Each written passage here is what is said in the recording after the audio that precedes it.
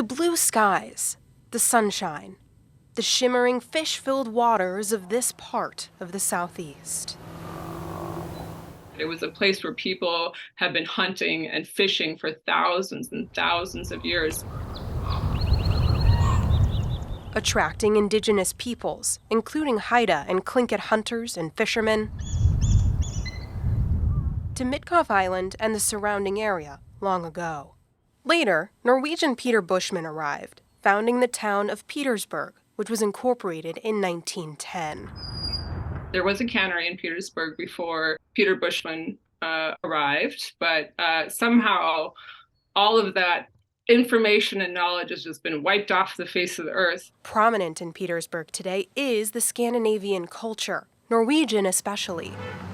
Seen, heard, and celebrated.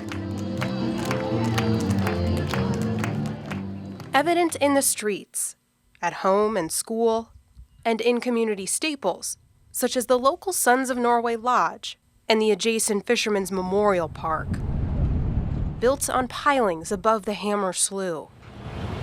Built over generations, but built upon land first frequented by indigenous tribes, whose presence is still very much alive. Petersburg is what many people know it as, but for us indigenous people, it's called Séet Kwaán. A duality not always recognized. There's quite a lot of evidence that shows that the Tlingit people have been here since time immemorial, as what is in their oral histories. When I was younger, would read articles in the newspaper with letters to the editor and whatnot of, well, the Tlingits weren't here, the Norwegians were first, and there'd be these little articles going back and forth. So shame on me, but I was like, were we here? Were we not? This question always in my mind, even though my grandparents said that, we were here, but was like, where's the evidence? Yes, we were really here, and there's plenty of evidence to prove that. Quieter to most, even in the oral history passed down for centuries. When you're looking into it and you don't find very much information out there.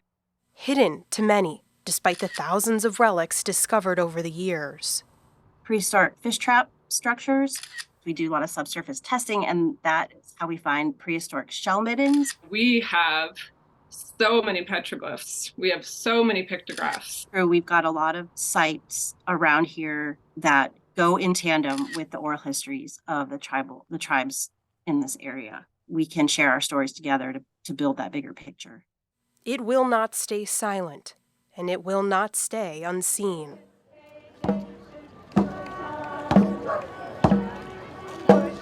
The reality is that indigenous people, whether or not their voices have been heard or their faces have been seen, have been in Petersburg since the beginning of time.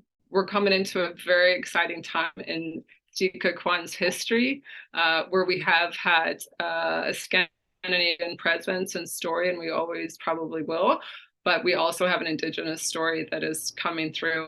With a new push to not only visit Petersburg, but to see Séet Kwaán. I feel like that we can be proud of that and create a much richer community with both cultures. Recognizing the many different people who make up their past, present, and future.